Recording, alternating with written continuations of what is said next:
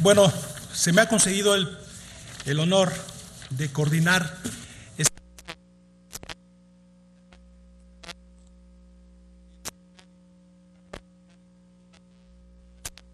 un nuevo Parlamento abierto.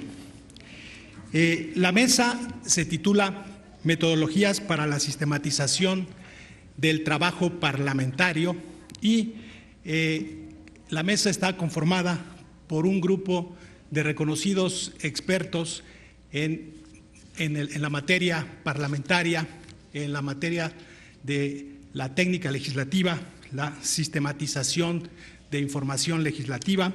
Y quiero presentar primero uno a uno los expositores que van a formar parte de esta mesa y después voy a presentar brevemente las reglas del panel, ¿no? En mi papel de moderador, una de las principales funciones es medir el tiempo, ¿sí?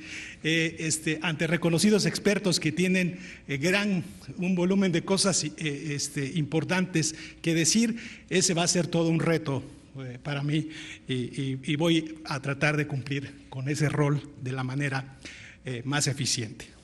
En primer lugar, vamos a escuchar la presentación de la maestra Gabriela Paredes Orozco, quienes realizó los siguientes estudios.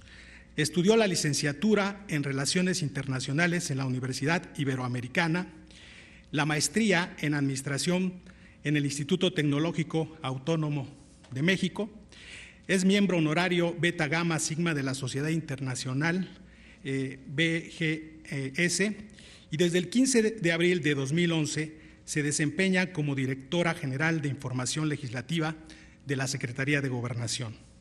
Fue Directora General Adjunta de Enlace con el Gobierno Federal y la sociedad civil, fue Coordinadora de Asesores de la Subsecretaría de Enlace Legislativo. La presentación de la maestra Gabriela Paredes Orozco se titula El Sistema de Información Legislativa de la Secretaría de Gobernación. Vamos a dar 15 minutos a cada uno de los expositores. Yo voy a tomar el tiempo, voy a avisarles 5 minutos antes de que concluya su intervención para pasar después a escuchar al siguiente expositor. Adelante, por favor. Donde guste.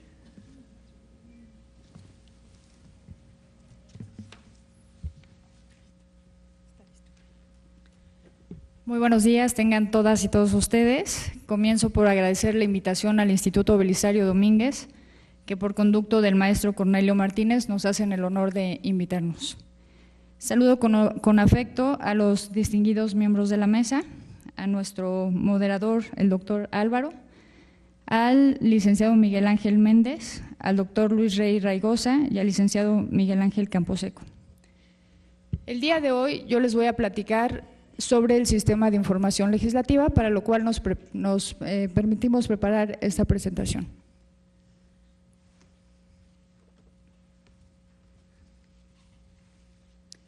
El sistema de información legislativa, para quienes no están familiarizados con él, es un sistema que en un solo sitio ofrece la información generada en los plenos de las cámaras, diputados, senadores y de la Comisión Permanente. El SIL se crea en un contexto de pluralidad política que se experimenta en la Cámara de Diputados en 1997, así como la alternancia que hubo en el Poder Ejecutivo en el año 2000. La dinámica de la Administración Pública Federal hace que se creen oficinas de enlace, cuyo principal objetivo era impulsar las iniciativas del Ejecutivo Federal en el Congreso de la Unión.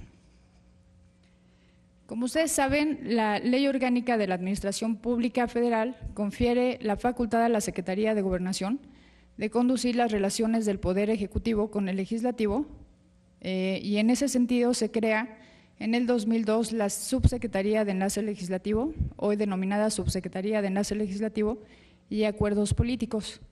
Esta subsecretaría tiene la atribución, en el reglamento interior de la Secretaría de Gobernación, de administrar y operar un sistema de información legislativa que agilice en el marco de los procesos legislativos las relaciones institucionales de la dependencia con el Congreso de la Unión.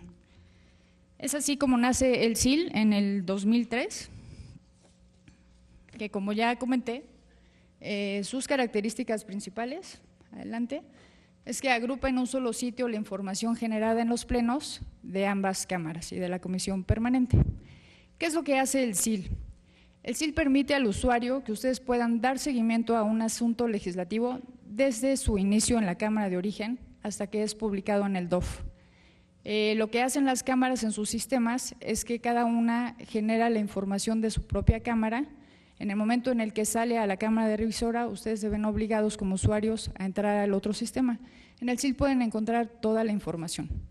Es muy importante destacar que la información que nosotros ofrecemos la tomamos de las cámaras, de la información de las páginas de las cámaras, de sus gacetas parlamentarias, del diario del debate, con el cual hacemos un proceso de revisión exhaustiva, y de diversos medios públicos.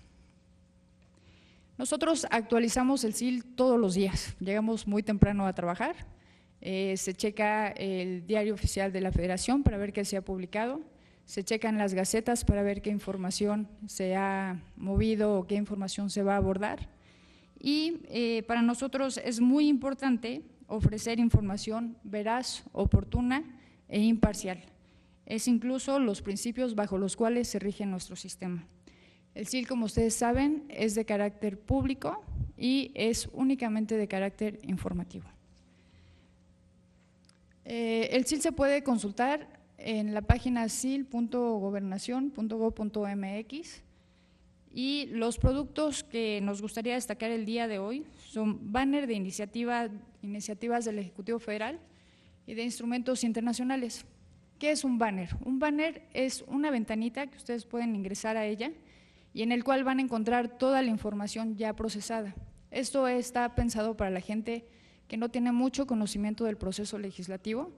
En estos banners ya se encuentra toda la información sistematizada, organizada, incluso muchas veces ofrecemos gráficas que le permiten a nuestros usuarios conocer la información de una manera amigable. Ofrecemos también una crónica minuto a minuto, que es una crónica en tiempo real de las sesiones de los plenos de las cámaras. Ofrecemos esta información de manera simultánea. Tenemos también el perfil de los legisladores, como lo hacen las páginas de las cámaras, nosotros también lo ofrecemos. Es importante mencionar que en el SIL ofrecemos la integración de las legislaturas el día en que se instalan. Ofrecemos también la integración del Congreso de la Unión, de sus comisiones y órganos de gobierno, los reportes de búsquedas de más de 30 asuntos en dos modalidades, reporte búsquedas básicas y búsquedas más avanzadas, y ofrecemos también numeralias que te permiten hacer estadística de varios tipos. Ahora, si me lo permiten, les mostraré brevemente, muchos de los que están aquí ya conocen el SIL, pero les mostraré brevemente nuestros productos. Este que se ve en la pantalla es el banner de iniciativas del Ejecutivo Federal, en donde pueden observar lo que se ha presentado en las últimas 3 administraciones. Como pueden ver, la gráfica muestra las iniciativas presentadas, las que ya están aprobadas, las que están pendientes en qué cámara y las que ya fueron incluso publicadas en el DOF.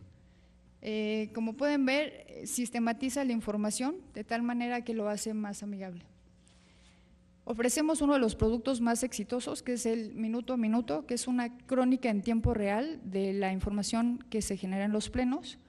Este es un producto muy importante o una herramienta muy importante porque le permite a la gente dar seguimiento de lo que está pasando en las cámaras desde su teléfono, en donde quiera que esté, y tiene un buscador que les permite buscar aquello que a ustedes les interesa sin necesidad de dar seguimiento a toda la sesión.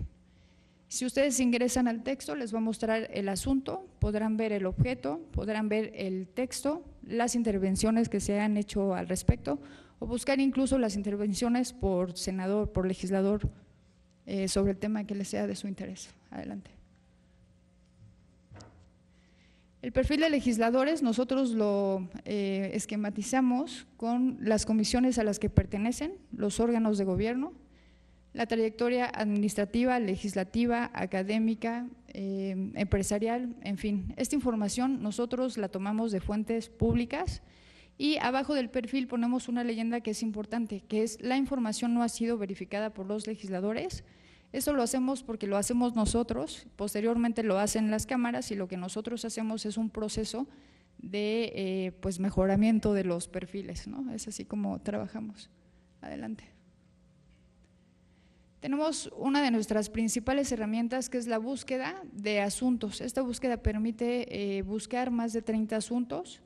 Tenemos dos tipos de búsqueda: una búsqueda básica para quienes no tengan muy familiarizados los conceptos legislativos, y una más avanzada que te permite cruzar variables para identificar aquello que estás buscando. Por ejemplo, si estás buscando iniciativas presentadas en materia de cambio climático y quieres saber en un determinado tiempo qué se ha aprobado, por qué legisladores, por qué partidos, qué se ha desechado, en fin, lo puedes hacer. Te permite generar estadísticas de lo aprobado, de lo desechado, etcétera.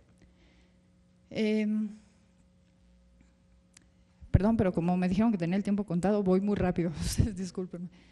Tenemos también el reporte de asuntos legislativos. Esta es una numeralia.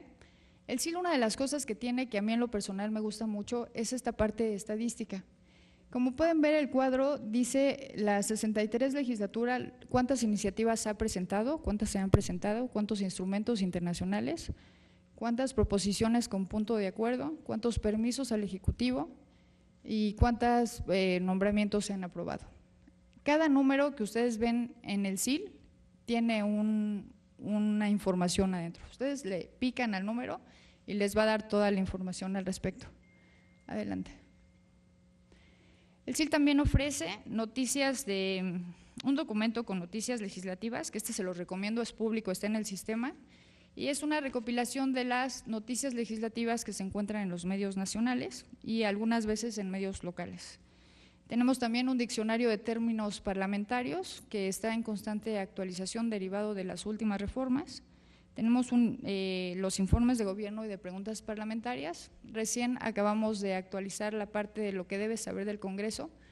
Para los académicos, quienes quieren familiarizar a sus estudiantes con el quehacer legislativo, se los súper recomiendo porque viene explicado en una forma muy amigable todo el quehacer legislativo.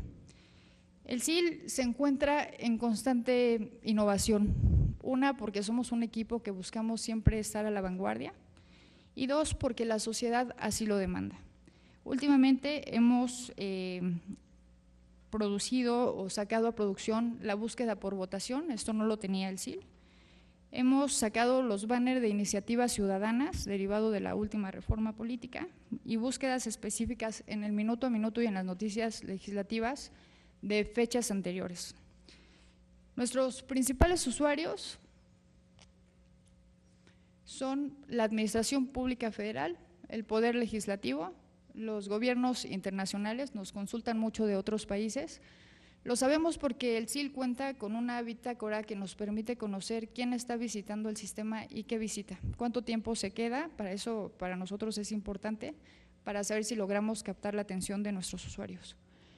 Organismos constitucionales autónomos, partidos políticos, iniciativa privada, nos consulta mucho la iniciativa privada, al igual que a las cámaras, el Poder Judicial, los gobiernos estatales y, algo que me enorgullece, muchas instituciones académicas nacionales e internacionales.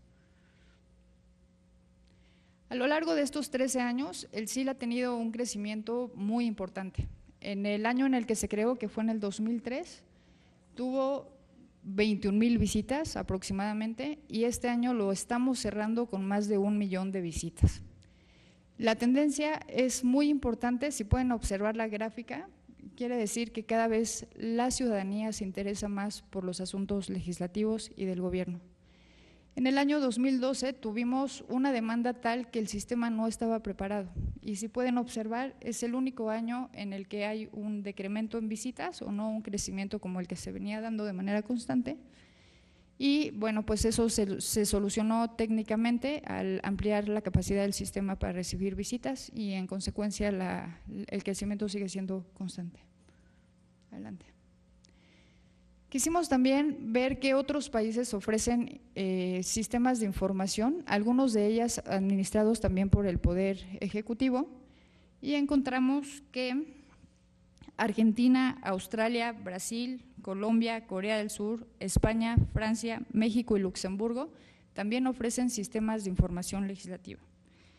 La legislación vigente o promulgada lo ofrecen todos estos sistemas. El proceso legislativo, Australia, Corea del Sur, España, Francia, México y Luxemburgo. Servicios de investigación, Australia y Corea del Sur. Vinculación temática, Argentina, Corea del Sur. Minuto a minuto y reporte de la sesión, el Sistema de México. Y traducción a otros idiomas, que creo que todos deberíamos de ir hacia esa tendencia, Corea del Sur, España y Francia. Nosotros tenemos 2 minutos. Nosotros tenemos un buzón en donde ustedes pueden plantear sus sugerencias. Para nosotros es muy importante conocer qué es lo que les gustaría. Y quiero concluir diciendo que el sistema de información legislativa es un sistema que cuenta con un amplio reconocimiento nacional e internacional. A lo largo de estos 13 años, el sistema ofrece más de 140,000 asuntos legislativos, abonando con ello a la transparencia y al acceso a la información pública. México es parte desde el 2011 de la Alianza para el Gobierno Abierto, una alianza internacional conformada por más de 60 países que se rige bajo los principios de transparencia, rendición de cuentas, participación ciudadana e innovación. Estamos convencidos de que el uso de tecnologías de la información contribuye a facilitar el acceso a la información de interés público. En consecuencia, el SIL, en el marco de la Estrategia Digital Nacional del Gobierno de la República, contribuye a la consolidación de una sociedad de la información. Sabemos que tenemos grandes retos, pero con acciones como el llevar a cabo este seminario y a través del desarrollo de mecanismos de participación e información efectiva, nosotros consideramos que vamos en un buen camino para lograr un Parlamento abierto y un gobierno abierto. Muchas gracias.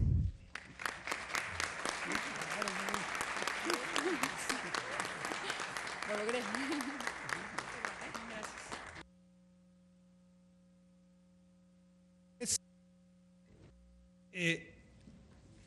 A continuación, vamos a escuchar la exposición del maestro Miguel Ángel Méndez Mandujano.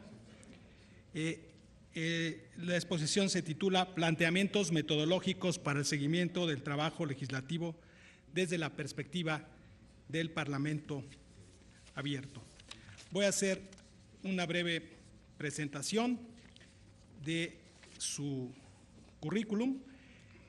Miguel Ángel Méndez Mandujano es licenciado en Ciencias Políticas y Administración Pública por la Facultad de Estudios Superiores Zacatlán de la Universidad Nacional Autónoma de México. En el sector público ha sido colaborador en la Secretaría de Cultura del Gobierno de la Ciudad de México durante la administración 2000-2006, así como en el Instituto Belisario Domínguez del Senado y en el Comité de Administración de la Cámara de Diputados. Actualmente es colaborador en Metrópoli Digital y coordina el proyecto Faena Legislativa. Es autor de los ensayos Cabildeo e Incompatibilidad Legislativa, publicado en el libro Cabildeo y Conflicto de Interés, que fue editado por la Comisión de Bibliotecas y Asuntos Editoriales, y del ensayo Reformas Constitucionales y Desarrollo Legal en México, en el trabajo de la 60 y 61 legislaturas del Senado para la revista Crisol de la FE Zacatlán. Sin más preámbulo, doy la palabra a Miguel Ángel Méndez Mandujano. Bueno, muchas gracias a maestro Álvaro por la presentación. Quisiera, antes de entrar a mi exposición, como todo, darles a todos los buenos días y qué gusto saber que están aquí en la Casa de los Mexicanos, como decía el senador Ávila hace unos minutos. Y bueno, quiero agradecer primeramente a la doctora Ángeles Mascot, directora general de Análisis Legislativo del Instituto Belisario Domínguez, por permitirme estar hoy con ustedes. También quiero agradecer al maestro Cornelio Martínez, del área de seguimiento y sistematización del trabajo legislativo, quien ha coordinado los trabajos de este seminario. Y bueno, centraré mi exposición en las implicaciones que rodean al así llamado Parlamento Abierto y cómo éste ha analizado los trabajos que realizan las comisiones legislativas en el caso del Senado de la República. Me gustaría comenzar haciendo una remembranza de nuestra historia política, ya que esta nos ha demostrado que luego de la transición democrática que se vivió en julio de 1997, se comenzó a posicionar al Congreso de la Unión en el centro de las decisiones y cuya actividad a partir de entonces no podía ser ignorada. Recordemos que durante las primeras décadas del siglo XX, el poder legislativo se encontraba supeditado a las decisiones de otro poder, específicamente al poder ejecutivo y a la figura del presidente de la República. Luego de 1997, la pluralidad en el Congreso generó un nuevo escenario donde los puntos de vista dentro de las comisiones legislativas podían generar, modificar o integrar asuntos con perspectivas construidas desde la colectividad partidista. Sin embargo, las actividades de las comisiones legislativas, así como la labor de los legisladores en lo individual, se convirtieron en el punto de análisis de las organizaciones de la sociedad civil que, años después de la pluralidad, comenzaron a mirar por instituciones y órganos transparentes. A raíz de la transformación institucional que tuvo el legislativo mexicano, comenzaron a sonar las voces que buscaban una innovación legislativa que tuviera más acercamiento con la gente y que al mismo tiempo pudiera adaptarse a los nuevos esquemas internacionales, donde la transparencia y la rendición de cuentas son los motores que generan confianza ciudadana y refuerzan el vínculo legislativo-sociedad. Las comisiones legislativas, como grupos que trabajan bajo temas concretos de política pública, tienen el objetivo de generar leyes y mantener un control parlamentario, así como atender los asuntos que la Asamblea remite. Introducirlos a la rendición de cuentas, al acceso a la información y a la transparencia es responder a cuestionamientos como ¿qué definen? ¿Qué criterios se utiliza? ¿Cuáles son los argumentos y motivos de sus acciones? Para ello se han presentado trabajos donde se cuestiona la carencia de herramientas que permitan responder a estas interrogantes. Dos de ellos son presentados, primero, por la Red Latinoamericana de Transparencia Legislativa y la segunda por la Alianza para el Parlamento Abierto. Esta última se originó con la iniciativa internacional Open Government Partnership, o en español Alianza para el Gobierno Abierto, la cual fue organizada, como comentaba la maestra, en 2011 y tuvo como resultado la Declaración sobre la Transparencia Parlamentaria. En lo que respecta a las comisiones en el Senado de la República, tanto la Red Latinoamericana como la Alianza para el Parlamento Abierto, a través de sus respectivos estudios, convergieron en observaciones acerca de las actividades de las comisiones, y menciono 4. Primero, no se cuenta con el acceso a los documentos que registren asistencia, votación o reuniones de las comisiones. Segundo, existen pocas versiones estenográficas de las sesiones de comisión, ya que en diferentes ocasiones se graban o se transmiten a través del canal del Congreso. Tercera, la Gaceta Parlamentaria, los micrositios web que están dentro de la página oficial del Senado, son utilizados como memorial legislativo que registran las iniciativas o proyectos de ley, dictámenes o resoluciones y convocatorias a todo tipo de actividades de las comisiones. 4. La lista de senadores integrantes de cada una de las comisiones sí se encuentra en el sitio web y en los micrositios, aunque en poco se aprecia documentos como pudieran ser los informes de actividades. En la actualidad, la difusión de la información que generan las comisiones en el Senado de la República son almacenadas en los medios que mantienen un reflejo constante de las actividades que realizan, tales como la Gaceta Parlamentaria, el Diario de los Debates, la página oficial del Senado, los micrositios web y, por supuesto, el canal del Congreso. Todos conocemos que la Gaceta y el Diario de los Debates tienen la finalidad de encargarse de la amplificación de los trabajos que se realizan en las sesiones de la Cámara. o almacenar las versiones estenográficas de los posicionamientos de los legisladores e incluso adicionar, si así se permite, informes de comisiones en su totalidad. Sin embargo, su enfoque para hacer un medio de consulta digital es aún escaso y con límites de almacenamiento debido a las insuficientes medidas que existen para la divulgación de la información. Por otro lado, la estrategia del gobierno abierto que también se mencionaba tiene como eje el uso del Internet y la calidad de los sitios web. En el caso del Senado, fue notoria la transformación que tuvo su página e Internet a comienzos de 2012 y ha puesto de manera paulatina elementos básicos de trabajo parlamentarios como son el número de comisiones que actualmente trabajan, las sesiones mediante las versiones estenográficas, asuntos legislativos discutidos en comisiones, minutas y convocatorias a reuniones a través de la agenda semanal. Acerca de los micrositios web que cuenta cada una de las comisiones legislativas, es poco el uso que muchas de estas le dan, ya que no existe una regla en el uso de los sitios y a veces pasan toda una legislatura sin modificación. El canal de televisión exclusivo del Congreso de la Unión también compone uno de los elementos más importantes de la difusión: transparencia, rendición de cuentas y vinculación del poder legislativo con la sociedad. Dicho canal, que comenzó transmisiones en el año de 1999, poco a poco se ha ido ampliando hasta llegar a los trabajos en comisiones y su oportuna transmisión. Por otro lado, cabe mencionar que una de las fuentes de información más utilizadas por los senadores, asesores e integrantes de las comisiones para referencia sobre asuntos del Senado es el Sistema de Información Legislativa, el SIL, que dicho sitio web, comentaba la maestra, pertenece a la Subsecretaría de Enlace Legislativo y es un medio que administra la información proveniente de las sesiones de ambas cámaras del Congreso de la Unión. A través de su portal, como lo pudieron ver hace unos minutos, el usuario puede acceder a información clasificada en asuntos, temas, estatus de iniciativa, diccionario de términos parlamentarios, y me parece que la innovación es la parte de las votaciones, que creo que es muy importante. También iniciativas del Ejecutivo y consultar datos curriculares tanto de diputados como de senadores.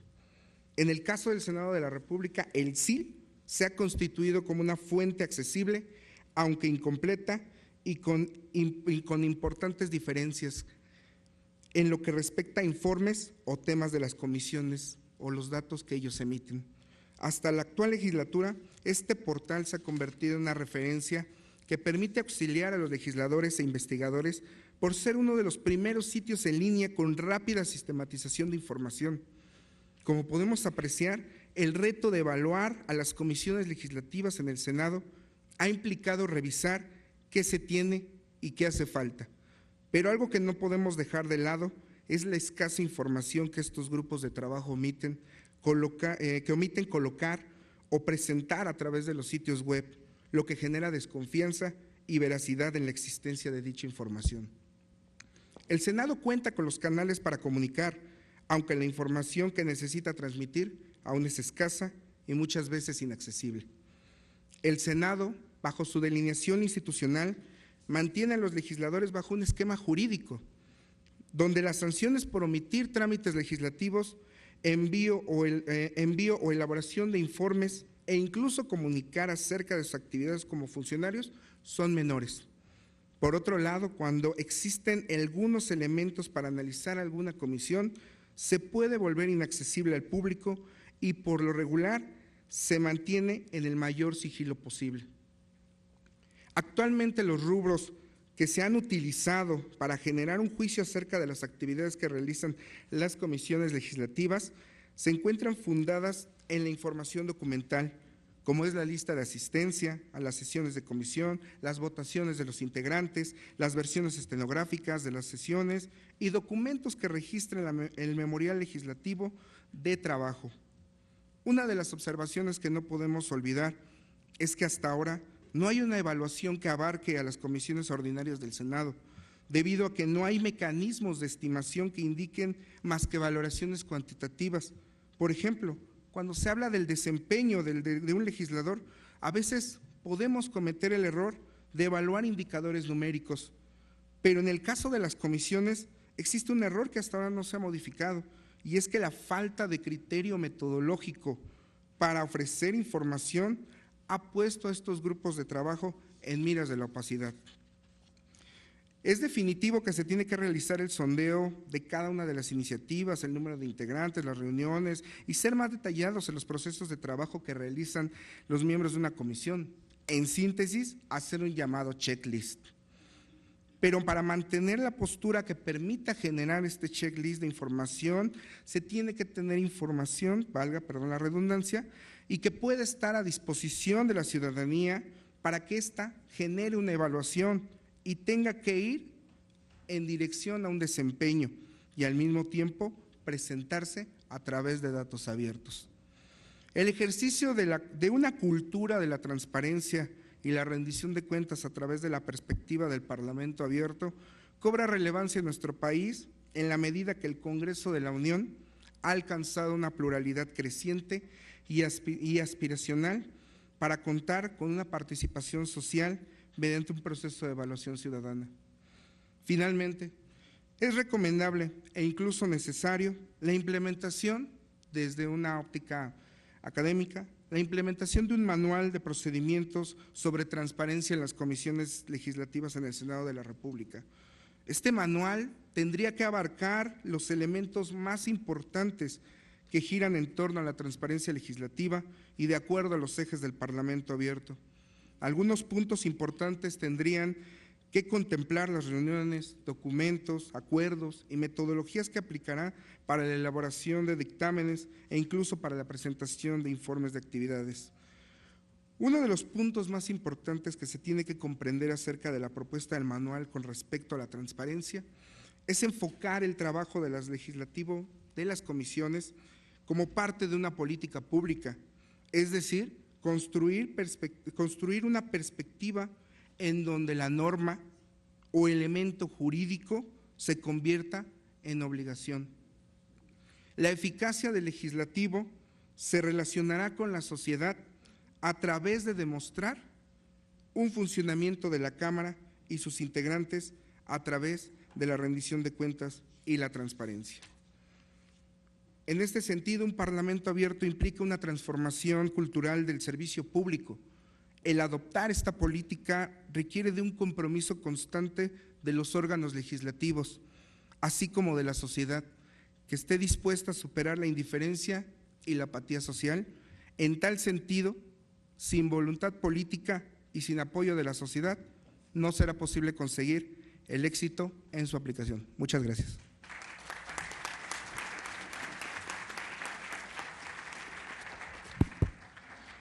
Muchísimas gracias a Miguel Ángel Méndez Mandujano.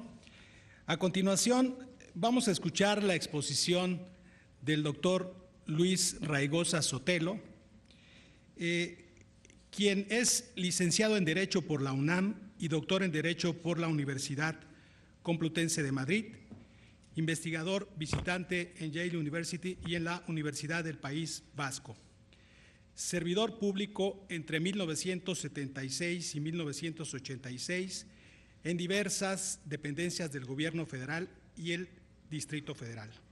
Ha sido consultor de organismos internacionales del Gobierno federal y de gobiernos estatales, consultor y profesor en el Poder Judicial de la Federación y en el Tribunal Electoral del Poder Judicial de la Federación, consultor del Senado de la República y de la Cámara de Diputados.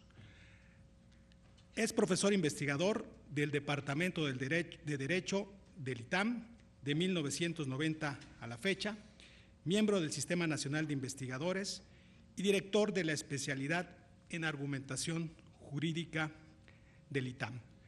Ha sido profesor en la Facultad Latinoamericana de Ciencias Sociales, la Universidad Pontificia de México y en múltiples universidades estatales.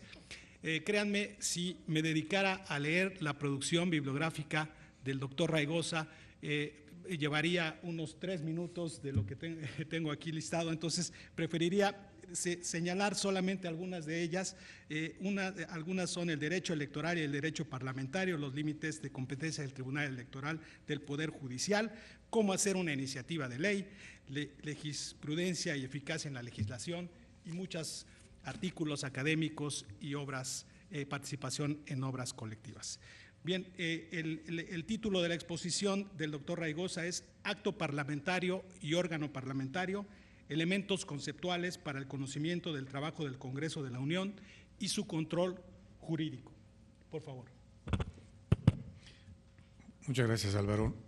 Repito mi saludo de hace unos minutos. Buenos días a todos. Es un honor estar aquí compartiendo esta mesa con todos ustedes, con todos los integrantes de la mesa y con todas las personas que nos acompañan.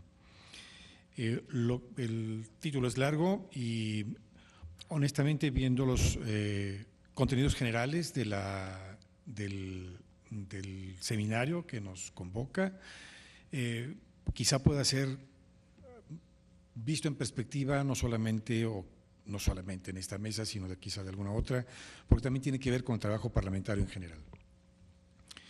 Lo que yo pretendo en este trabajo, que voy a hacer algunas menciones básicas sobre él, es unir dos conceptos que tratan de explicar con una visión jurídica el trabajo del Congreso y este trabajo cómo es finalmente, eventualmente supervisado por órganos no parlamentarios, aunque también es posible supervisarlo a partir de los propios órganos parlamentarios.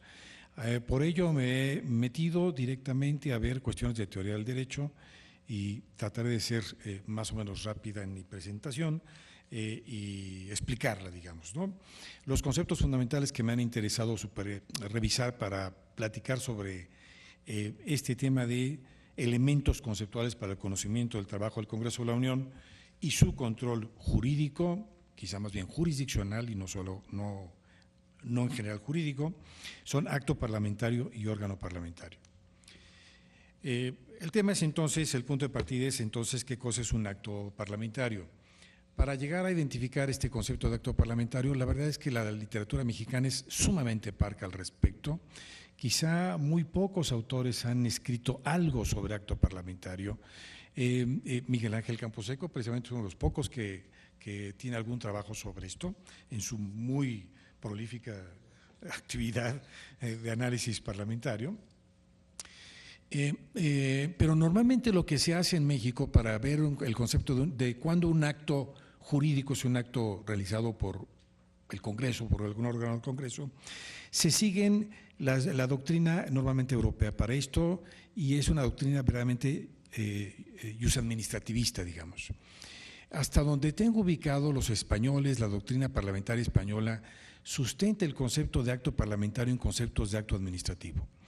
Y es verdad que hay un punto de unión entre ambos, entre acto parlamentario y acto administrativo, siendo ambos actos jurídicos, es decir, actos realizados por órganos jurídicos del Estado, digamos, y estos son géneros o especie dentro del género más amplio acto jurídico. Acto jurídico es cualquier acto realizado por una persona que tiene capacidad jurídica para hacer un acto. Un particular tiene naturalmente capacidad de hacer actos jurídicos. Pero hay actos jurídicos que realizan órganos del Estado. Y lo que más he estudiado en este ámbito es naturalmente el tema del acto administrativo, quizá quizá la mayor importancia, la mayor amplitud de los actos administrativos, y en el ámbito de la doctrina administrativista europea, particularmente la española, que ha sido muy influyente en México, pues es realmente un acto, una manifestación de voluntad realizada por un órgano del Estado en cumplimiento de funciones administrativas. Prácticamente esa es la idea genérica que se tiene de acto administrativo, una expresión de voluntad. Esta idea de expresión de voluntad realmente le debe mucho a la teoría del derecho procesal y a la teoría del derecho privado, porque centra el tema en que es una expresión de una voluntad. Y esto, naturalmente, es lo central, al ser lo central del acto jurídico administrativo, sesga este punto hacia la expresión de una voluntad. Esto me parece, en mi opinión, que es algo que vale la pena discutirlo y eventualmente manejar algunas propuestas un poco distintas de que no es únicamente un punto de expresión de una voluntad, sino algo distinto. Cuando se compara el acto administrativo con el acto parlamentario, lo que yo encuentro realmente, y déjeme ubicar dónde encuentro este concepto de acto administrativo y luego de acto parlamentario, lo que yo encuentro que hay profundas diferencias, en mi opinión, entre acto administrativo y acto parlamentario, por el tipo de órgano que es el órgano parlamentario frente al tipo de órgano que es el órgano administrativo. Cuando yo veo, por ejemplo, la Constitución Política de los Estados Unidos Mexicanos, el artículo 109 de nuestra Carta Magna, que señala en la fracción tercera cuáles son los principios que soportan la función administrativa, me encuentro lo siguiente. La función administrativa se encuentra soportada en ciertos principios y cuya violación implica sanciones. Entonces dice este artículo 109 de la Constitución: se aplicarán sanciones administrativas a los servidores públicos por los actos u omisiones que afecten la legalidad, honradez, lealtad, imparcialidad y eficiencia que deban observar en el desempeño de sus empleos, cargos o comisiones. Y ciertamente la lectura de estos principios que regulan la actividad administrativa, uno puede en principio asignarlos a la actividad parlamentaria, pero no están transcribibles sin más a la actividad parlamentaria. Y me refiero a lo siguiente: uno puede pensar sin mayor problema que los principios de legalidad, honradez y eficiencia sí son aplicables a cualquier esfera del servicio público, del sector público. Legalidad, honradez y eficiencia. Eso no tengo problema, no me parece que sea complicado decir esto que se piensa para el servidor público es también aplicable para el acto parlamentario. Pero si uno observa lealtad e imparcialidad, que son otros dos elementos definitorios del servicio público, uno ya no puede fácilmente asignarlos al Parlamento. Porque los temas de lealtad e imparcialidad tienen características muy distintas en el sector parlamentario. Realmente el Parlamento, por definición, es parcialidad. Eso es opinión, es contraste, es oposición. Y lo mismo la lealtad. ¿A quién se le ofrece lealtad o a quién se le pide lealtad en la administración pública? Pues al órgano, al titular del órgano, al superior jerárquico, etcétera. En el ámbito parlamentario esto no es así, la lealtad es al grupo parlamentario. Entonces estos dos elementos que sí son definitorios del quehacer del servidor público no son al mismo tiempo aplicables a los actos del quehacer del sector parlamentario. Siendo esto así, a mí me parece que sin más asumir el concepto de acto administrativo que se aplica al ámbito de la administración pública y decir que esto es lo que hace el sector, el Parlamento, no es posible hacerlo. Uno tendería a considerar que es necesario abundar en el análisis del acto parlamentario para encontrar los elementos definitorios de este frente a los elementos definitorios del acto administrativo o del acto del órgano público en general. Esto me lleva a algunos otros elementos de análisis y particularmente a identificar, para poder distinguirlos, qué es lo que hace un sujeto cuando realiza un acto jurídico. Y esto también me orienta a analizar un tipo de normas que ha sido estudiado por la teoría del derecho que me parece importante para explicar lo que ocurre cuando algún órgano del Estado realiza un acto jurídico, y me refiero a un tipo de normas que se llaman normas de competencia. Normalmente el derecho lo que hace al establecer conductas de los sujetos a quienes regula sus conductas, pues es establecer o prohibiciones o permisiones u obligaciones. Eso es básicamente lo que hacen las normas jurídicas cuando se les asignan a las personas, a los sujetos de derecho, la realización de ciertas conductas.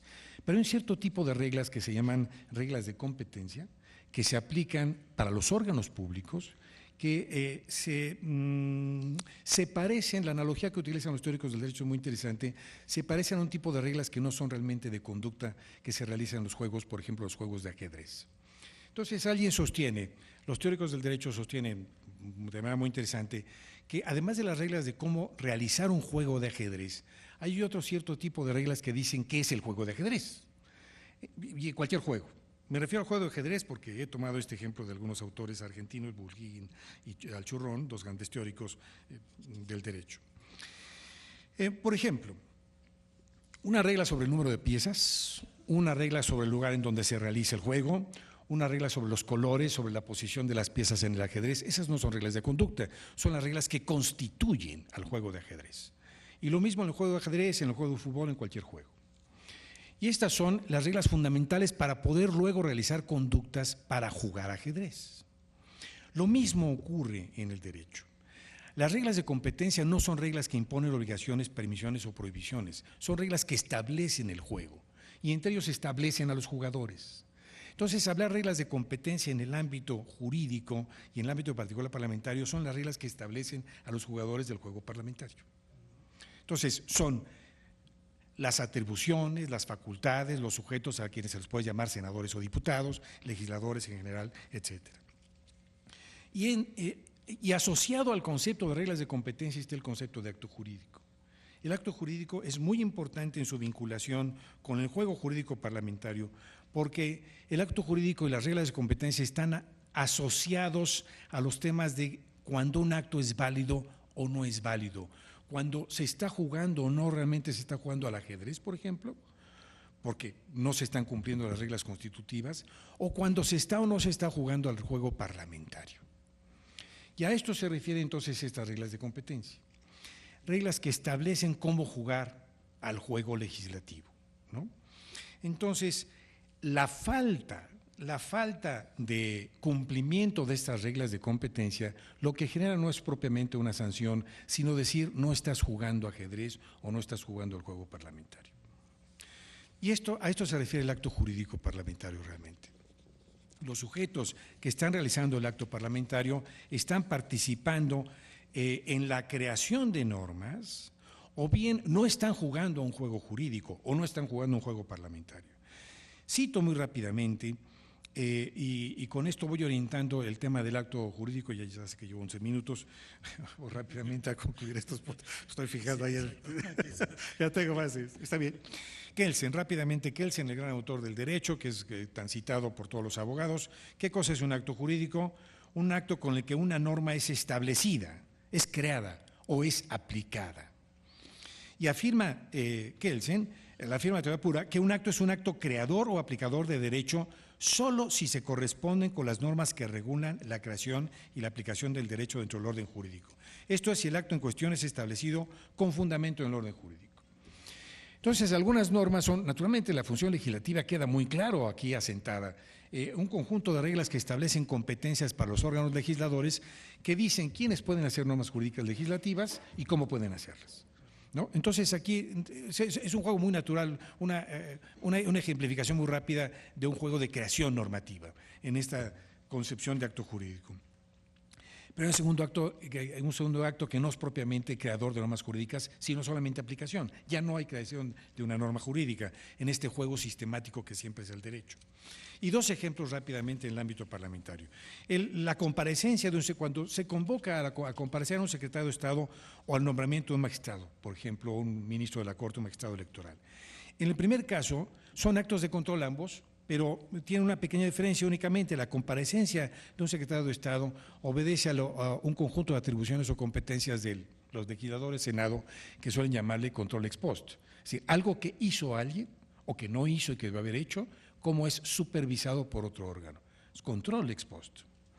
En cambio, el nombramiento de un magistrado electoral, estamos en este proceso ahora mismo aquí en este recinto, en este Senado. El nombramiento de Sala Superior de Magistrado Electoral es un acto de control ex ante. ¿Por qué? Porque el órgano competente para crear ese sujeto llamado Magistrado Sala Superior de Tribunal Electoral satisface ciertos requisitos que en opinión del órgano que está nombrándolo son los adecuados para que sea él y no otro magistrado. Y eso es un acto de control, que es un acto de aplicación finalmente de una norma, es un acto jurídico, pero es un acto de aplicación finalmente de una norma jurídica.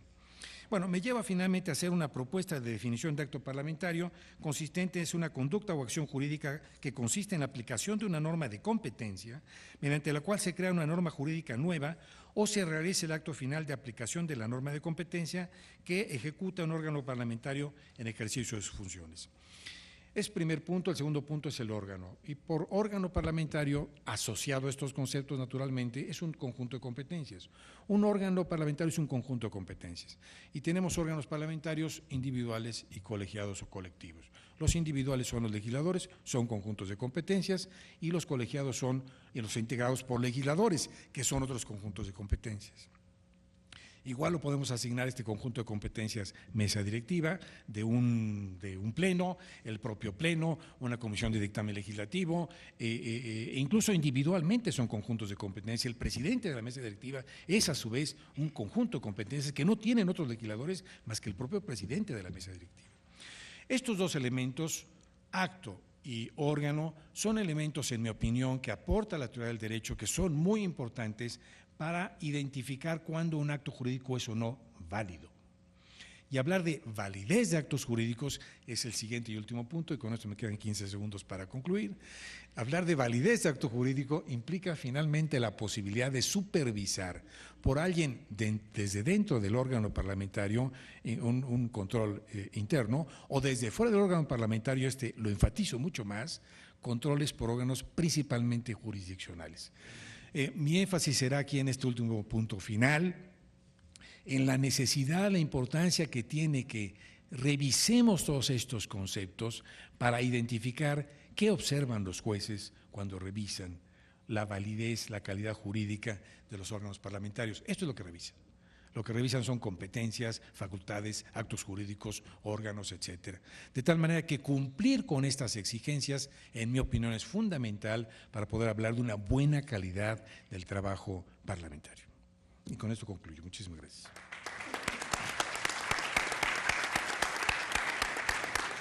Muchísimas gracias a Luis Raigosa.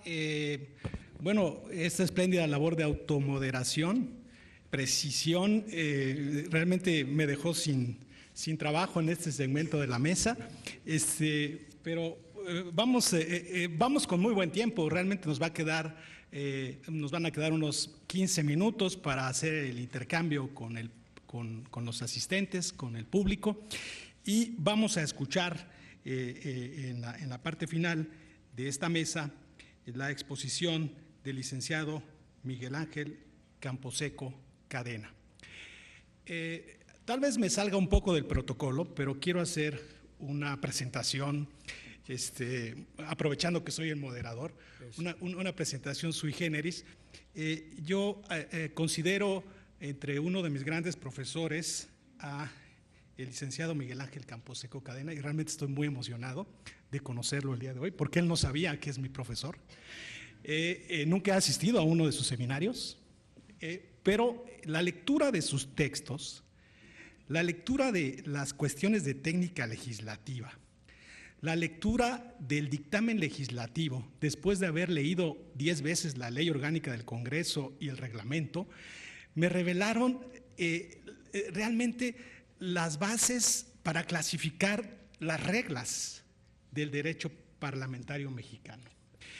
Y cuando lo veía pasar en los curules, asesorando a los legisladores, porque lo veía un poco de lejos cuando hice mi trabajo de campo, decía, qué privilegio tener al autor, al asesor directamente diciendo a los nuevos legisladores cómo proceder ante situaciones que resultaban imprevistas y que sembraban incertidumbre. Un conocimiento preciso de las reglas parlamentarias creo que es vital para el trabajo de los legisladores, para los ciudadanos y especialmente en este caso agradezco para los investigadores. Bueno, he hecho esta presentación sui generis, disculpen, la emoción me ganó y quiero señalar algunas obras como las que tengo aquí en esta compilación, que es el dictamen legislativo, la exposición de motivos, técnica y proceso legislativo. Acerca de estos textos me gustaría señalar que son textos, son unos manuales básicos, pero que se han convertido en clásicos. Y me alegra mucho saber que además de ser manuales que están en texto, ahora están en presentaciones dinámicas en PowerPoint interactivas, con conferencias y que se imparten en un diplomado de Derecho Parlamentario y Técnicas Legislativas, que va en la 4ª generación, auspiciado por la Universidad Iberoamericana y la Cámara de Diputados. En fin, podía extenderme en esta presentación, pero quiero ceder la palabra al licenciado Miguel Ángel Camposeco, quien nos va a hablar de evaluación del impacto normativo. Muchas gracias. Muchísimas gracias por esta presentación tan amigable, tan cordial, tan afectuosa. Les agradezco mucho a Raigosa, al licenciado, a la maestra, estar en esta mesa. Para mí es un honor compartir con tan lúcidas inteligencias, con tan hombres preocupados por el proceso legislativo, por las consecuencias. Y permítanme decirles que después de escuchar las intervenciones, me pasó lo que al novio en noche de bodas. Sé lo que tengo que hacer, pero no por dónde empezar.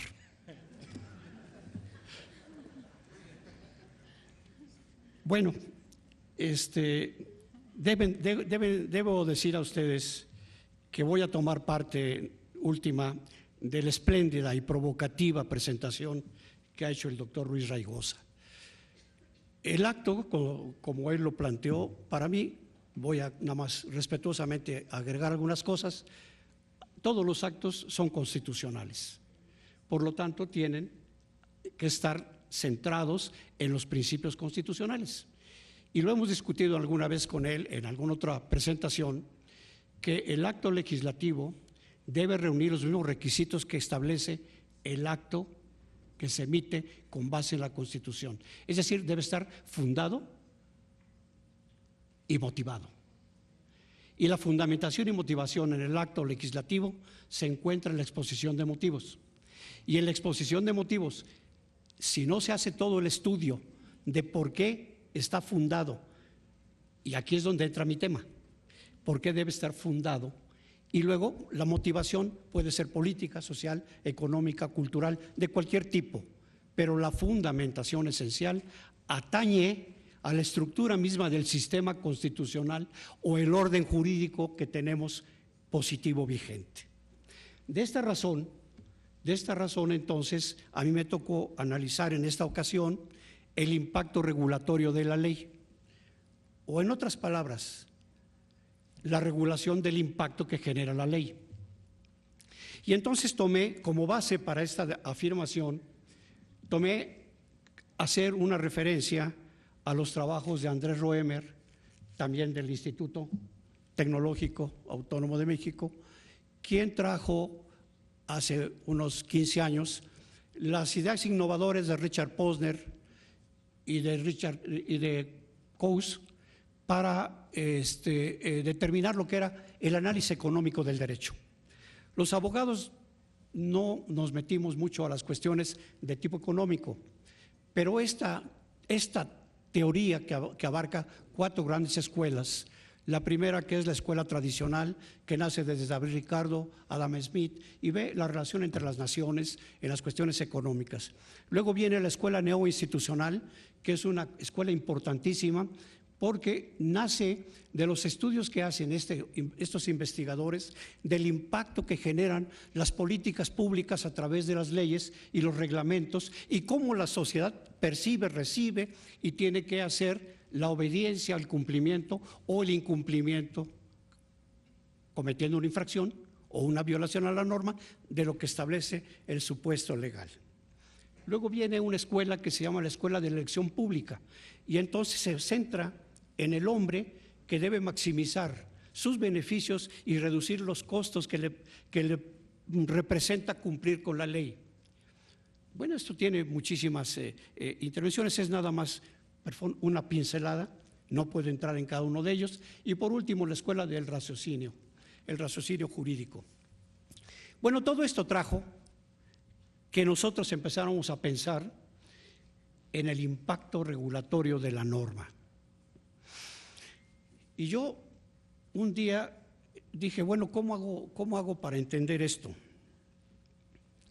Y me fui al primer principio, costo-beneficio de una norma.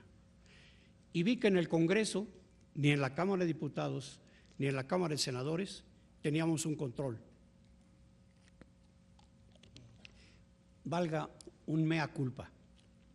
Yo, siendo legislador, promoví 4 o 5 iniciativas y nunca supe cuáles iban a ser las consecuencias de las iniciativas que yo presentaba. ¿A quién le cargábamos el costo? ¿Era la administración para poner en práctica un proyecto o era el ciudadano que tenía que pagar un costo por la regulación? Entonces, bueno, esto me lleva a decir a ustedes lo siguiente. Primero, el Poder Legislativo no ha entrado en estos temas y creo que sería una buena sugerencia proponer que se haga algo dentro del propio cuerpo que analice los impactos regulatorios de cada iniciativa. ¿Y por qué lo digo? Porque como abogado estoy espantado. Bueno, espantado aquí, por lo que digo, las otras cosas son de las marchas. Pero mire, hasta el 15 de agosto de este año son 686 reformas a los artículos de la Constitución, a los sustantivos, y otros más, que son 9 a unos artículos transitorios y 4 artículos que tienen que ver con decretos de reforma. Esto estamos hablando de que existen 699 reformas nada más a la Constitución. Cada reforma a la Constitución tiene un impacto, necesariamente. ¿A quién va a impactar? ¿Al titular de los derechos? ¿Al órgano de gobierno? ¿A la sociedad en general? ¿A las actividades económicas? Recordemos que la ley es un marco en donde juegan todos los intereses y las voluntades de las personas, incluyendo los derechos y los objetos que están en la vida cotidiana que producen la riqueza, sean tangibles o sean intangibles. Por lo tanto, es un marco, y en ese marco hay que poner las reglas en donde la gente tenga la seguridad de que lo que hace y la certeza de lo que decide están protegidas por el derecho. Entonces, en ese marco, cuando uno hace una modificación dentro de esta gran estructura de relojería brutal que tenemos, en ese momento alguien tiene que revisar qué va a pasar. Y entonces yo diría que el legislador no quiere cometer errores, porque ¿saben qué? El error es la peor culpa que cargamos desde niños en la escuela. Cometiste un error en el trabajo, cometiste un error con tu pareja. Bueno, a lo mejor no es un error, pero bueno, no me refiero a elegir. A lo mejor el problema de la elección del propio legislador está tratando de huir del error. Y el error es que le cargue la culpa a alguien económica o la culpa de ejecución de lo que él hace como legislador, creyendo, bajo su óptica particular, que es lo mejor que se hace. Y en alguna ocasión hemos dicho, ¿saben cuál es la mejor ley? La que se acaba de votar. ¿Saben cuál es la peor ley? A la semana siguiente a la que se votó hace una semana. Porque empiezan todos los análisis que hace la gente. Vivimos un proceso de innovación brutal. Yo ya no creo en la sociedad civil, ahora creo en la sociedad cibernética, en la sociedad de las redes sociales. Ahora estamos vinculados a otros procesos de decisión, de aceptación o rechazo del acto jurídico, como bien lo plantea el doctor Raigosa. La sociedad ya no quiere que le impongamos una ley. Lo dijo en su presentación el director del centro, dijo: resulta que el Senado ahora tiene una falta de credibilidad en la ciudadanía. Yo no lo creo. Yo no lo creo. Es una manera sencilla de abordar un tema. Pero bueno, les decía yo, fíjense nada más, tenemos, aparte de esas reformas que dije, 570 reformas más a reglamentos federales. Y aparte, bueno, tenemos en ejercicio, por ejemplo, nada más en el Distrito Federal, 170 y tantas leyes que regulan la actividad en el Distrito Federal. Cuando se hace el estudio de una ley, vemos que en cada artículo existen supuestos normativos.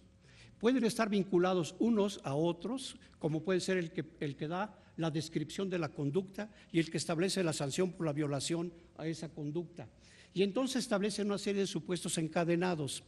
El problema del análisis que hay que hacer es, ¿está afectando a una ley o está afectando supuestos existentes en muchísimas leyes? Para que tengamos idea del conjunto de leyes que hay en el orden jurídico nacional, en todo el territorio, consintiendo que existen 3 órganos coexistentes, el federal, el estatal y el municipal, tenemos aproximadamente, no se espanten, cerca de 1 millón de supuestos normativos que regulan en un territorio la conducta de los hombres en materias diferentes, pero en un tiempo presente. Cuando hacemos una reforma, ¿quién mide el impacto? ¿Quién tiene la capacidad de medir el impacto? Y el único que lo ha hecho es el Ejecutivo a través de una comisión que se llama Comisión Federal de Mejora Regulatoria, a partir de los dispositivos que tiene de aceptación legal para su trabajo. De su último informe voy a tomar unas cifras, no para alarmarlos, sino para insistir en que debe haber en el Senado, en esta nueva dinámica, un órgano que haga la regulación como lo hace el Ejecutivo, porque se nos quedan pendientes, según tengo aquí entendido, en una información relativamente valiosa, que desde el año 12 al 14, ¿saben cuántas iniciativas quedaron congeladas? 300. De esas quedaron congeladas. Aquí, 220.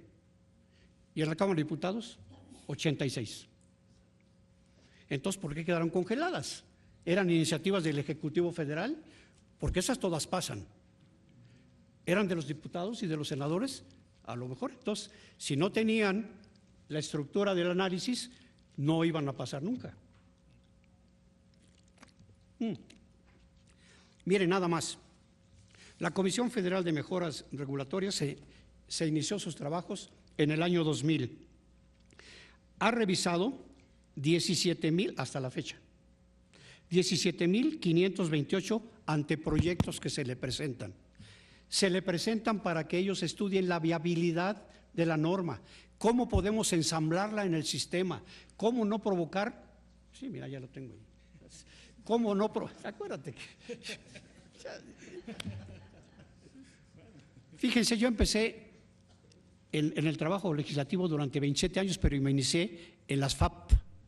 Ustedes conocen la FAP, ¿no? Es una institución parlamentaria en todo el país, en todo el mundo. Se llama Fuerza Aérea Parlamentaria. Hasta llegar a donde tuve que llegar. Bueno, nada más regreso a esto porque es importante. Exactamente en los 3 minutos que me sobran, les voy a contar algo que ustedes pueden ver. Imaginen ustedes que de estos proyectos, nada más de estos, el 61% presentaron costos de cumplimiento. Ahí está el primer impacto que yo quiero señalar en esta brevísima charla. Gracias a la draconiana manejo del reloj que está haciendo aquí nuestro moderador. Pero bueno, quiero decirles nada más lo siguiente. Miren, ¿cuál ha sido el ahorro? Ahora, bueno, ya no vamos a ver quién pagó, sino cuál ha sido el ahorro, y me llena de sorpresa darles estas cifras. Miren, el ahorro fue considerable. Estamos hablando de cantidades muy altas del impacto que fue previsto. Mire, en diciembre de 2013, el costo económico total de los trámites inscritos en el Registro Federal de Trámites se cuantificaron por un sistema de medición del costo económico y ascendió al 4,08% del Producto Interno Bruto de 2009. Es decir, tuvo un valor de 482,000 millones de pesos. Eso es lo que representa hacer un trabajo preliminar. ¿Para qué dejamos que el análisis del costo-beneficio lo hagamos ex post? O sea, ¿ya para qué? Si ya creamos la norma y todo el mundo está pagando. No pensemos en la norma de tránsito de vehículos. ¿Cuánto costó esa norma? El cumplimiento o el no cumplimiento de esa norma. Y tuvimos que ir al ex post a que la Corte dijera si esa norma tenía un costo-beneficio y cuál era el impacto regulatorio de la famosa norma. Por lo tanto, hoy creo que el tema sería cómo regular el impacto regulatorio y cómo hacer que el impacto regulatorio dé beneficios al ciudadano a su menor costo posible y que la administración asuma el costo mayor por el impacto que está generando en las actividades sociales. Quiero recordar con ustedes una vieja sentencia de San Isidoro de Sevilla dictada ya en el siglo XVII. ¿Qué le pedimos al legislador? Que entienda que es un hombre como yo, que quiere cuidar a su familia, que quiere cuidar su casa, que quiere cuidar su trabajo, que debe permitirse elegir la religión que quiera, que debe poder hablar en público y no ser criticado. Eso le pido al legislador, que entienda que es un hombre como yo, que tiene sus derechos y sus obligaciones. Por su atención, muchísimas gracias. Muchas gracias. Gracias. Bien, muchísimas gracias a los expositores de la mesa. Ahora viene la recompensa de este manejo draconiano del tiempo, que consiste en la posibilidad de tener un intercambio. Brevemente, yo quisiera señalar algunos aspectos que me llaman la atención de las exposiciones y que me parece que, a pesar de que son distintos niveles de reflexión, tienen un punto de convergencia. La relación entre la técnica legislativa, el derecho, y la aplicación de tecnologías de la información. ¿De qué manera la introducción de tecnologías de la información podría modificar el funcionamiento de la técnica, de las reglas legislativas primero, y la propia formulación de la técnica legislativa? Lo digo porque introducir tecnologías tiene un impacto en la velocidad del procesamiento de la información y en la publicidad de la misma. Entonces, ahí hay un punto que me parece fundamental. Y algo que quisiera también destacar y que me parece extraordinario de las dos grupos de exposiciones, digamos, yo diría que dos ponentes hablaron de tecnologías de información y metodologías, y dos de nuestros expositores desde el derecho parlamentario están hablando de la fundamentación de las reglas legislativas, ¿sí? Lo que me parece importante son los supuestos éticos que están detrás. En el caso del manejo de la información legislativa, hay supuestos éticos como los siguientes: la información debe ser accesible a distintos públicos, la información debe ser exacta, completa, económica, flexible, y algo se habló aquí de la relevancia de la información, ¿no? De la verificabilidad de la información y de cómo el valor fundamental no son los datos, sino la interrelación entre distintos niveles de información.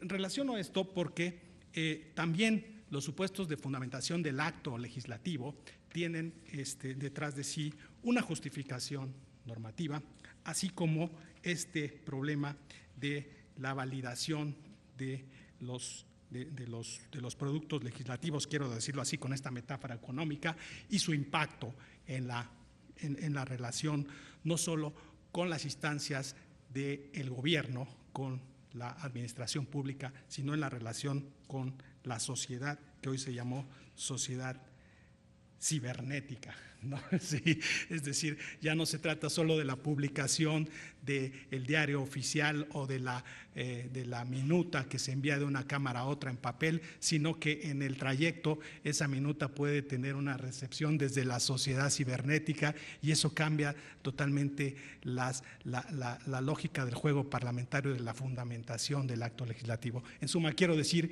que estos factores de la técnica legislativa y las reglas legislativas están en una veloz interacción con la evolución de los sistemas de información legislativa.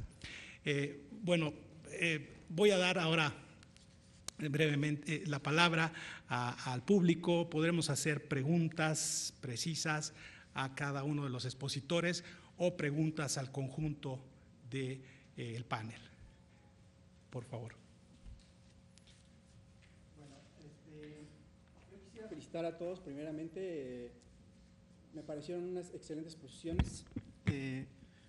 Me gustaría preguntarle al doctor Miguel Ángel Camposeco cómo crear una metodología para medir las externalidades que se pudieran generar para hacer una evaluación previa a los proyectos de ley que se aprueban. Cómo generar una metodología en este contexto de transformación de las nuevas tecnologías y de cosas que a veces no se pueden medir. Ese sería para el doctor Miguel Ángel.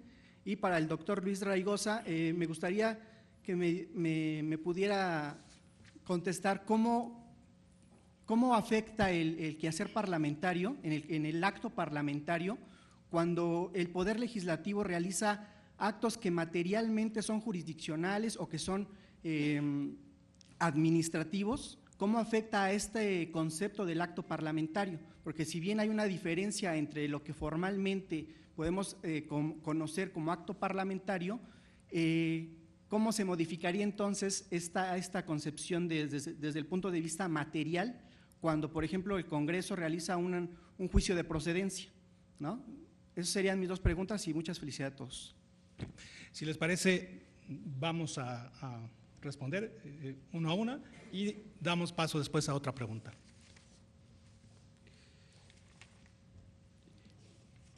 Mire, es muy sencillo, si usted me permite. Le pido que entre usted a la página de internet, entre usted a la Comisión Federal de Mejora Regulatoria, y ahí existe toda la metodología, que sería muy amplia explicarla aquí, pero al final de cuentas usted va a encontrar que lo que se hace es presentar un proyecto en una dependencia gubernamental con base en un programa existente derivado del Plan Nacional que se hace sexenalmente. De allí se baja, se plantea la posibilidad de la política pública. En la política pública se ve si la instrumentación que tenemos puede funcionar con el orden existente o si se requiere modernizar alguna de sus áreas. De ahí se presenta un proyecto, se manda a la COFEMER, en la COFEMER se hacen los anteproyectos, se publican en un portal, invitando a la gente que esté interesada, que conozca, que pueda opinar, opina la gente y puede haber un dictamen o una salvedad de dictamen. Y entonces, una vez hecho eso, dictamina la COFEMER, lo manda a la misma dependencia interesada, de allí se manda a la Consejería Jurídica, después pasa al presidente, pasa al enlace de Gobernación y de Gobernación pasa. Ahora, ¿a quién más se tiene que involucrar? Se tiene que involucrar Hacienda. Cualquier modificación que se haga de la ley que tenga un costo, tiene que intervenir Hacienda. La Procuraduría General de la República, por control de constitucionalidad. La Secretaría de Gobernación, por manejo de vinculación a todo el orden jurídico existente en los diferentes estados que puede afectar. La metodología ahí está. Son varias metodologías, creo que le va a ser muy ilustrativo y discúlpeme que no vaya más allá, pero me llevaría un par de horas hacer la explicación porque es vastísimo. Y no soy miembro de la propia comisión, pero la he estudiado y sé que es muy útil que tengamos algo aquí. Muchas gracias por su pregunta. Muchas gracias por su pregunta. A mí me parece que los dos elementos fundamentales para identificar cuándo un acto parlamentario o cuándo un acto del Estado es parlamentario y cuando se identifica que lo realiza un órgano parlamentario y un órgano es parlamentario cuando está ejerciendo funciones parlamentarias. Si usted en el ejemplo que señala está invocando un juicio de procedencia y esta es una función parlamentaria, entonces, y este lo tiene asignado un conjunto de sujetos de derecho llamados legisladores, y esto es un órgano parlamentario, entonces el acto es parlamentario. La conclusión es que el acto tiene que ser parlamentario. Pero esto permite identificar también que no todos los actos que se realizan en lo que se denomina Senado son parlamentarios. Los actos de contratación de personal secretarial, por ejemplo, no son parlamentarios, ni los órganos que realizan estos actos son parlamentarios, porque esos actos no son en ejercicio de funciones parlamentarias, son funciones administrativas. Esos son actos administrativos, aunque se realicen en el Senado. De tal manera que la clave es identificar si la función es parlamentaria, lo cual automáticamente conlleva, en mi opinión, a señalar que solamente los legisladores son órganos propiamente parlamentarios, los legisladores, porque estos sí realizan funciones parlamentarias y los actos que realizan estos legisladores son actos parlamentarios. Entonces yo por ahí centraría la identificación de cuándo un acto es parlamentario, cuándo un órgano es parlamentario, ¿no? Muchas gracias por su pregunta. Una ronda de 3 preguntas, por favor.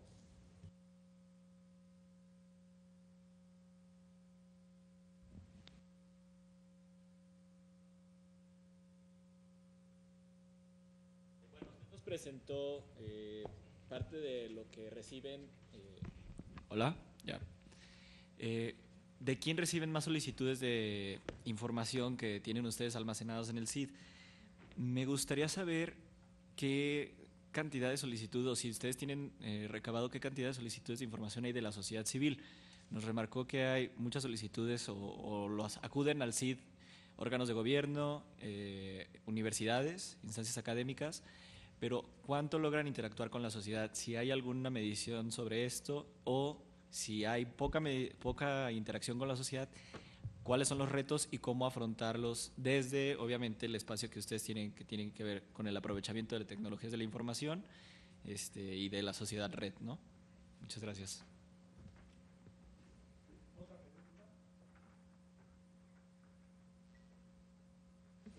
Hola. Bueno, la pregunta es para quien guste responderla de los ilustres ponentes que están hoy con nosotros. Es bien sabido que la Constitución se ha reformado, se ha parchado coloquialmente hablando en muy poco tiempo, partiendo de el punto de vista de que la Constitución justamente debe de ser la que limite el poder político. Esto quizá contradiga, por ahí alguien lanzó la pregunta de que a quién impacta. Bueno, evidentemente impacta a toda la sociedad. ¿Qué tenemos en la Constitución? Voy a mezclar a ver si puedo interconectar este tema que es muy relevante desde mi punto de vista. Las TIC, bueno, las tecnologías de la información. Desafortunadamente no todos los ciudadanos mexicanos tienen acceso a ellas por diversas razones que ya bien mencionamos. Lo que comenta la maestra es ilustre, pero desafortunadamente no todos tienen acceso a ello. La pregunta es la siguiente: ¿qué opinión les merece? A lo mejor es una especie de utopía, pero ¿no sería mejor pensar en un neoconstitucionalismo en lugar de estar reformando día con día? Justamente ya lo señalan, todo ello tiene un costo y desde mi punto de vista, al final del día, esos costos son quizás en vano, porque además hay que saber, y espero, bueno, es otra opinión personal, la Constitución Política Mexicana tiene de cierta forma una especie de pedagogía mal redactada. Gracias.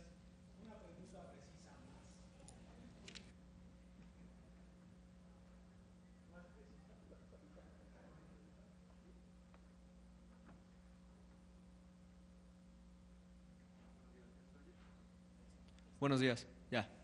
Yo nada más quería preguntar, sobre todo tomando en cuenta que tanto el maestro Raigosa como de este lado también hicieron hincapié en la importancia de lo que es la exposición de motivos como instrumento de fundamentación y motivación de un acto legislativo. ¿Por qué no implementar alguna medida para que también se publique junto con el cuerpo legal? Porque además de eso, también sirve como instrumento de interpretación del mismo cuerpo legal, y que muchas veces ni la ciudadanía en general tiene acceso, y también se nos llega a complicar a nosotros los abogados, y ahí también hacer una distinción entre lo que es la exposición de motivos presentada en la iniciativa a cuando ya después se procesa, digamos, por medio del dictamen de la comisión. Nada más sería esa mi pregunta, y pues también relacionarlo un poco con lo que nos trae aquí, que es precisamente la transparencia del Parlamento.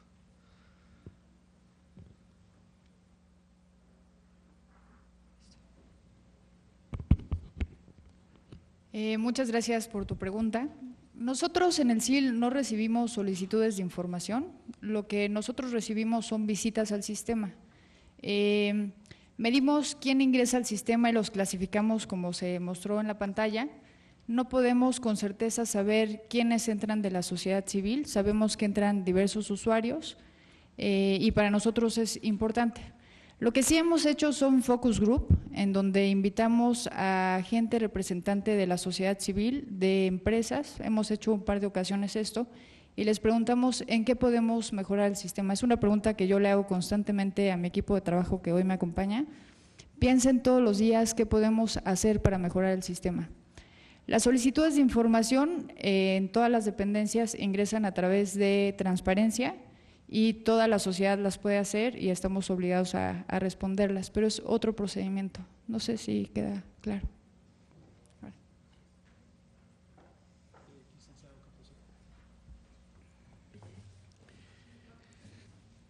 A su pregunta voy a tratar de poner una opinión, si me permite. Reformas constitucionales fuertes las acabamos de ver. En los últimos 2 mandatos presidenciales ha habido 217 reformas a la Constitución. Con eso le doy a usted un impacto. ¿Qué está pasando? Bueno, sucede que todo eso afecta actividad económica, actividad social, actividad política, actividad de los particulares y tiene un impacto. En las leyes secundarias, acuérdense que tenemos una pirámide y de la Constitución dimanan muchas y los tratados internacionales que intervienen. Pero quiero poner un ejemplo sencillo. Mire, en la famosa teoría de la escuela de la opinión, de la elección de la opinión por el ciudadano, está si me lo permite. Es muy sencillo el ejemplo.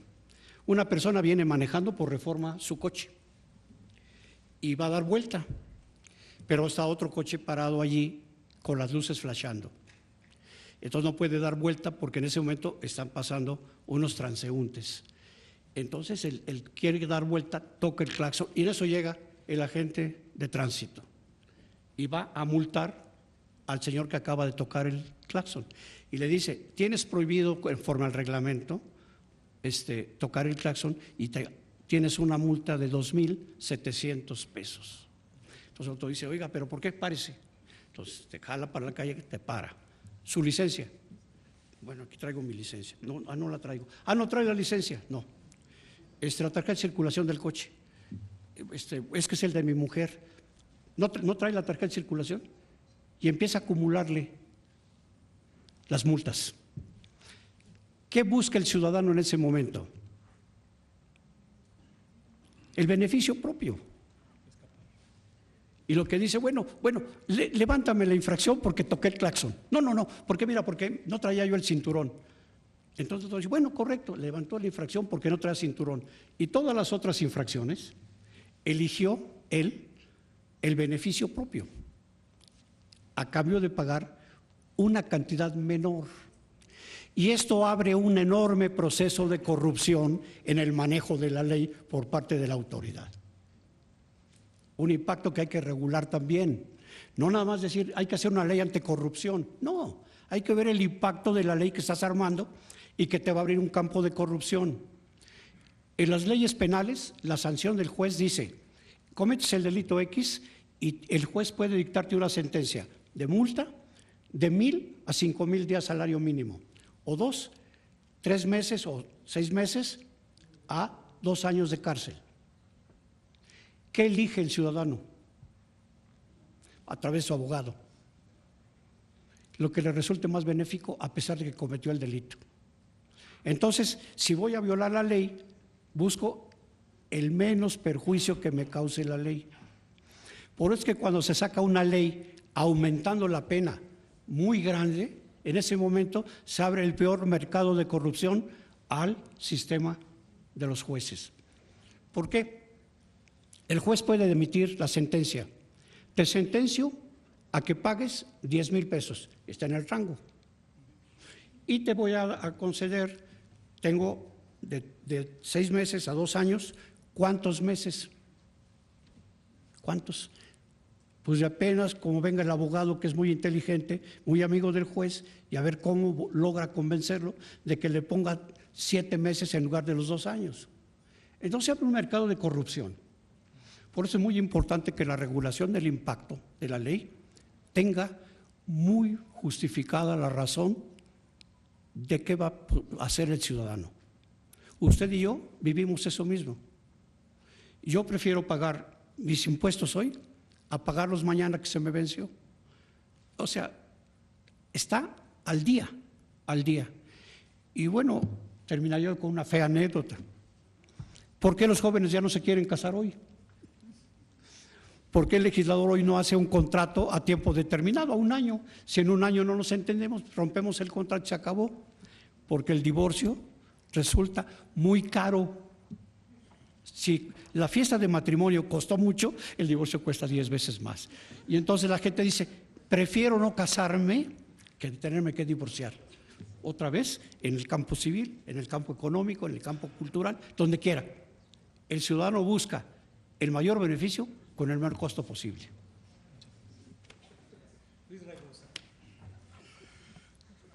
Bueno, muchas gracias por la pregunta. Sí, con relación a la exposición de motivos de tema de procedimiento, por lo menos en España sí se publica la exposición de motivos junto con la legislación correspondiente, pero hay unos elementos previos que son como requisito para otorgarle una fuerza mayor de la que tiene actualmente la exposición de motivos. ¿Y cuáles son? Sí, es verdad que son fuente informativa de argumentos del legislador histórico, del que realmente está emitiendo la ley, eso es verdad. Pero publicarla y que esto se tenga la intención de que darle fuerza a los argumentos, a las razones del legislador, como las explicó, como las presentó en la exposición de motivos, posiblemente llevara también a la necesidad de modificar por el órgano legislativo la exposición de motivos y votar la exposición de motivos. De tal manera que esto implicara un acto distinto al que actualmente tiene, que no es únicamente más que cumplir alguna regla del reglamento del Senado, que es obligatorio incorporar las razones o algunas razones del legislador y disparar el procedimiento parlamentario. No estoy seguro que tuviera este alcance. La tendencia cada vez mayor en nuestro medio es que los jueces entienden que la ley es una especie de norma que inicia una vida jurídica una vez que se ha publicado y la interpretación tiene una importancia superlativa hoy en día, sobre todo la interpretación jurisdiccional de las leyes, ¿no? Pero en verdad es una propuesta interesante, me parece que llevaría a discutir otros puntos, ¿no? Muchas gracias.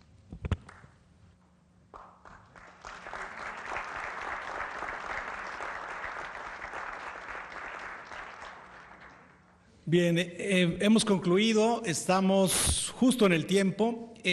Únicamente queda reconocer la participación de todos los expositores y vamos a pasar a la entrega de unos reconocimientos que tienen preparados los organizadores del seminario. Muchísimas gracias a todos y les pido un aplauso para los expositores de nueva cuenta.